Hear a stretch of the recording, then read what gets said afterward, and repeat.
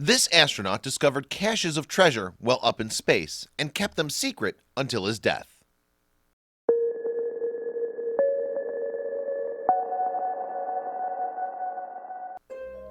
Gordon Cooper Jr. was a brave and skilled astronaut, almost the stereotype of an all-American good guy. But on one of his missions for NASA, he actually discovered something extraordinary, and none of his colleagues knew anything about it. In fact, it wasn't until well after his death in 2004 that the story finally came out. Leroy Gordon Gordo Cooper Jr. was born in 1927 in Shawnee, Oklahoma. Cooper's father was a USAF man who served in both World Wars, which was a clue as to what the future held for his son. The boy was less than 9 years old when his dad took him up on a flight and gave him a turn at the controls. But when Cooper graduated from high school in 1945, there were no places available in military flying schools, so he opted to join the Marines. Cooper joined too late to see action in World War II, though, and he was honorably discharged from the Marines.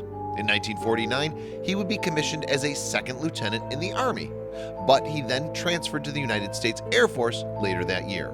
At last, he was able to begin training as a pilot. After training at the Perrin, Texas and Williams, Arizona bases, Cooper would first see duty in 1950 in West Germany, where he started 4 years piloting F-84 Thunderjets and F-86 Sabres. Once back in the U.S. in 1954, he spent 2 years earning an aerospace engineering degree. Next, Cooper would head to Edwards Air Force Base in California to take a course at the USAF Experimental Flight Test School. He was subsequently assigned to the Flight Test Engineering Division as a test pilot. It would be a task to put the F-102A Delta Dagger and F-106B Delta Dart jet fighters through their paces. While there, Cooper suggested several modifications to the Delta Dart, which produced significant savings for the Air Force. Then Cooper came across an opportunity he couldn't miss. He was invited to Washington, D.C. to hear about Project Mercury, the first U.S. manned space mission. It would be run by NASA, which at the time had only recently been formed. Cooper was one of the 109 men who were shortlisted as potential astronauts. In 1959, at the age of 32, he was chosen as one of just 7 successful applicants. It would be some time before Cooper got his chance to be rocketed into space. Fellow astronaut John Glenn had the honor of being the first American to orbit the Earth after Friendship 7 rocket blasted off from Cape Canaveral in February 1962. After that launch, Cooper didn't have too much longer to wait. His first mission came in May of 1963 aboard the Faith 7. The interior of the craft was anything but roomy. In fact, one of the criteria for individuals joining Project Mercury was a height limit of 5 foot 11 inches. Any taller and you wouldn't fit inside. This and the fact that the rockets were fully automated led one Mercury astronaut to joke that they were nothing more than spam in a can. Cooper's first spaceflight took him on a record-breaking 22 orbits of the Earth, remaining in space for more than 34 hours. Faith 7 covered 546,167 miles at an average speed of 17,547 miles per hour. Cooper also had another first to his name. He was the first American to sleep during a mission. He was actually asleep for over 7 hours, though he later noted that he had no dreams. Cooper's mission was far from incident-free, though. A power failure hit Faith 7 on its 19th orbit, and this caused carbon dioxide levels to increase and the temperature to spike inside the capsule. Cooper was forced to take manual control and to navigate by the stars and his wristwatch.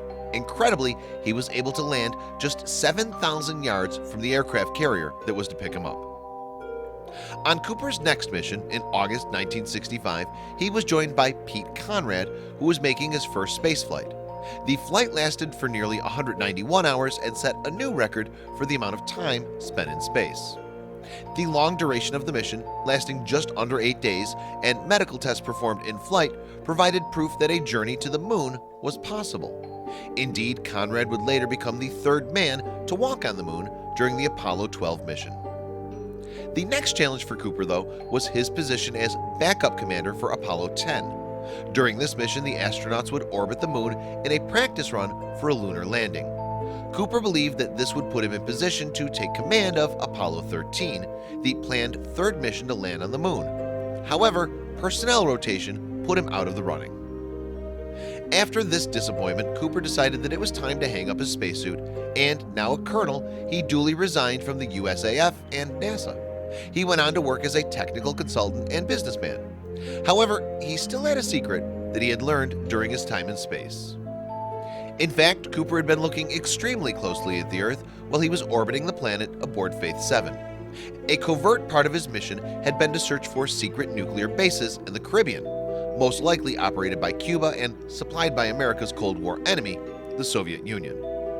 Cooper was to achieve this by using a special device that could detect magnetic anomalies, which would indicate the presence of a nuclear base.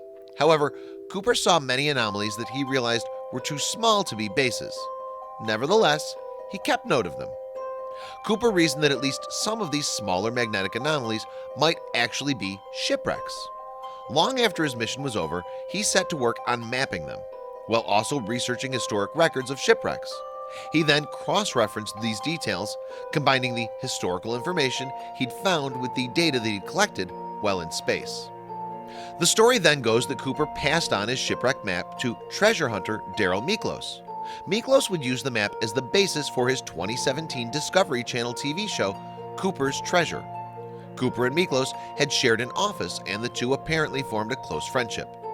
I think that's why he entrusted me with the chart, or treasure map from space, as well as all the files that went along with it, Miklos told Vanity Fair in 2017. Miklos went on to tell Vanity Fair that he'd already investigated 5 of the sites that Cooper had pinpointed, and every one of them had produced evidence of a shipwreck. And that was just 5 out of hundreds that Miklos said were identified by Cooper's treasure map. Colonel Gordon Cooper will always be remembered as one of the first men in space. However, no one knew until years after his death that there was much more to this story. Indeed, Cooper, who had been a Marine, a test pilot, and an aerospace engineer, had looked down at Earth from outer space and realized that he'd discovered the sunken treasures of a bygone era.